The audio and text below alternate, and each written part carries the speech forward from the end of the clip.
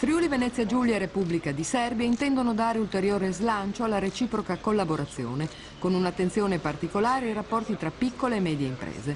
Questo è il risultato della riunione che il Presidente della Regione Renzo Tondo ha avuto a Trieste, nella sede del governo regionale, con il Presidente della Repubblica Serba Boris Tadic. Al vertice ha partecipato l'assessore regionale per le relazioni internazionali e comunitarie Elio De Anna. Consideriamo molto importante e significativo, ha detto Tondo, che il Presidente Tadic abbia espresso il desiderio e trovato il tempo, all'interno di una giornata che si è poi declinata in una serie di appuntamenti con imprese leader del Nord-Est, Daniele e Benetton, per un incontro con i massimi rappresentanti del Friuli Venezia Giulia.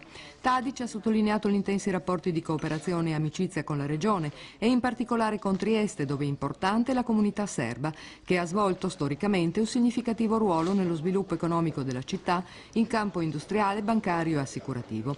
Concordata l'organizzazione di un forum che potrebbe svolgersi già nella prossima primavera tra piccole e medie imprese del Friuli Venezia Giulia, opportunamente selezionate, e imprese della Serbia e della provincia autonoma della Vojvodina, per definire accordi di cooperazione economica.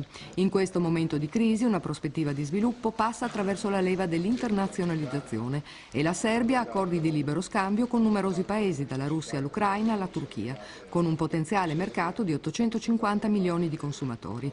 Ciò rappresenta un'opportunità di crescita per le imprese del Friuli Venezia Giulia che, secondo le norme in vigore in Serbia, possono realizzare in Italia fino al 49% del contenuto dei prodotti esportabili nell'area di libero scambio, mantenendo così e insieme accrescendo i posti di lavoro sia in Friuli Venezia Giulia che in Serbia. Approfonditi i settori di maggiore reciproco interesse, tenendo conto del carattere complementare delle due economie: agroalimentare, meccanica, metallurgia, energia e infrastrutture.